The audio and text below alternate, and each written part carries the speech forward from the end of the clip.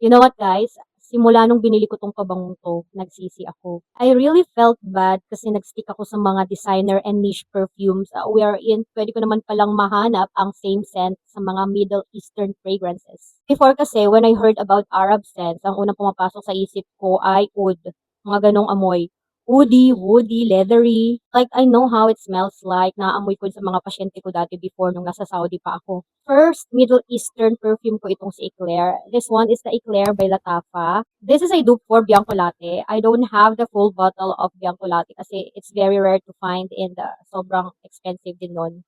But I have the decant one pero naubos na rin and I know how it smells like. Sobrang na-addict ako sa Bianco Latte kaya naghanap ako ng mga dupes and inspired scents niya. Ito yung highly recommended ng mga perfumeries na dupe ni Bianco Latte kaya sinubukan ko na rin 'to. Hopefully magkaroon ako ng full bottle nung OG kasi nga gusto ko rin magkaroon ng original bottle ng Bianco Latte sa collection ko. But for the meantime, ito muna yung gagamitin ko, si Eclair by Latafa.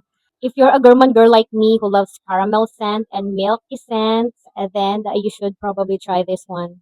These are the notes, guys. Top notes, caramel, milk, sugar. Middle notes, honey and white flowers. Base notes, vanilla, praline, and musk.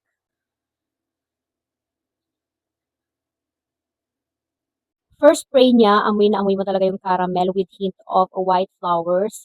And then kapag nag-dry down siya, amoy mo na yung vanilla, creamy milk, mga ganun. And syempre nandoon na yung caramel niya. Mas nangibabaw na rin yung caramel scent niya.